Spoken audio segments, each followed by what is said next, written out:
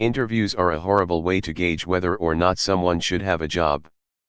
A strong handshake is no indication of your competency or dependability.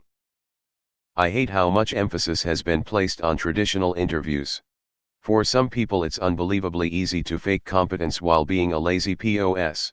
I think companies should spend much more time pursuing references or looking at past work experience. Smooth talkers aren't always good workers. People applying for jobs should bring evidence of their competence, such as policies they've implemented or past work. Edit: I should have done a better job defining what I mean by interview. Yes, any service industry needs to see you can string a sentence together and can look presentable.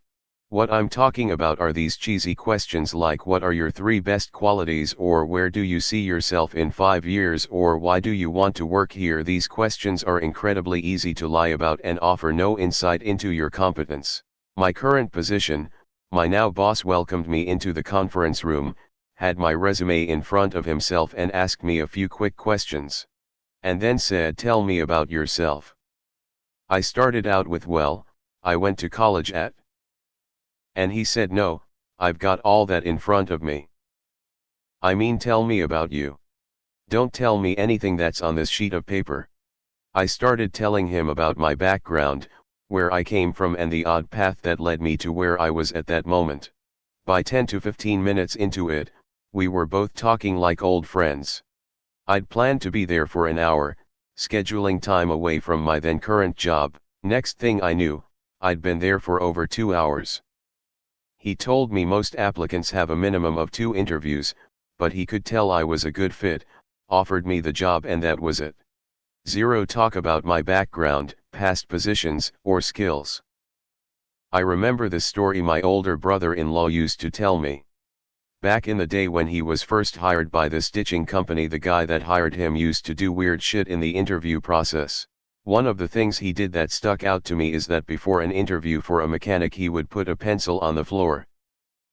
If the interviewee came in, noticed the pencil, or maybe not even notice it, and stepped over the pencil without picking it up, he wouldn't hire them.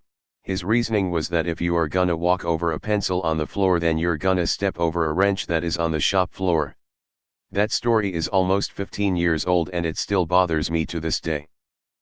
1 month after graduating college, I went to interview for a lab assistant job at a different university. The director told me to sit outside as she's finishing up a few things and walks away. As I'm sitting and waiting, I see another lab assistant put a solution on a hot plate and walk away. It starts bubbling over and I stood up to turn the hot plate off and move the solution off the heating element. The director comes up behind me and asks what I am doing. I told her I saw the solution boil over and wanted to avoid an accident. I apologized for not having proper footwear on or a lab coat, then asked if she was ready for my interview.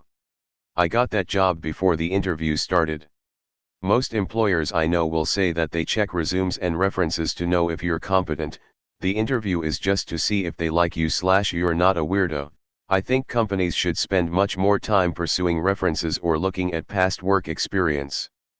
This is an even bigger pile of shit than being a good performer and doing well on the technical tests, especially if you are just starting out.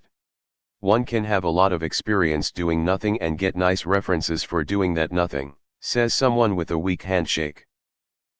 It is pretty common amongst professionals who interview to avoid a lot of the questions that you are talking about there. Most of the time we are looking for real-world anecdotes from their experiences that can be used to describe how the person works under pressure.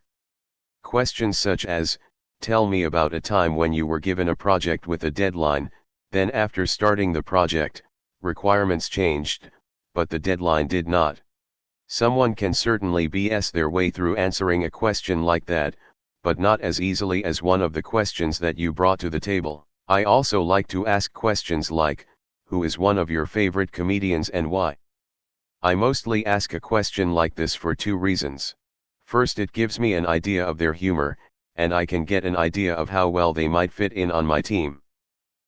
Second, it is unexpected, it gives the person to improvise a bit, and on a question like this there's little reason to lie about it, so there's not going to be any BS.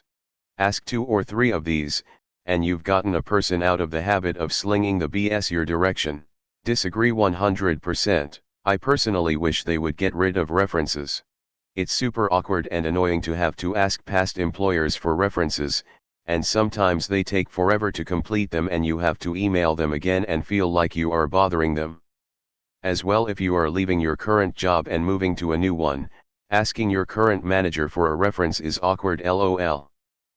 Man, the thing I hate about the process is all of the secret requirements for the position.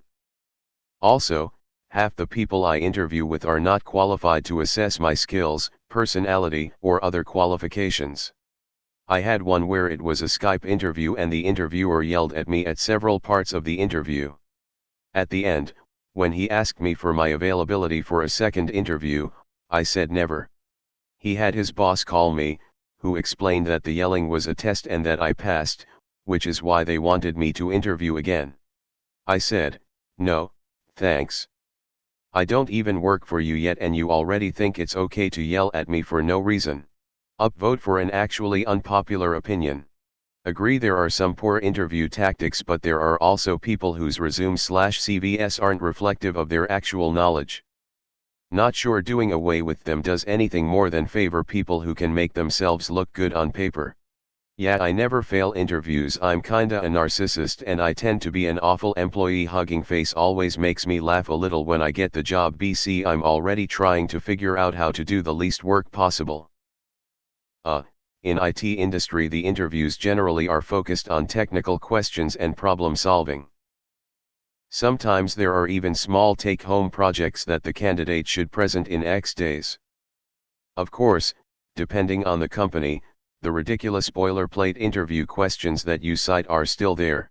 Relevant SMBC, https://www.smbccomics.com/comic/2014-08-17. Sometimes we just don't have the time to put into more than an interview, and in my line of work, I can't exactly bring in past work as it's all government contracts with a bunch of clauses that would put me in jail if I did so.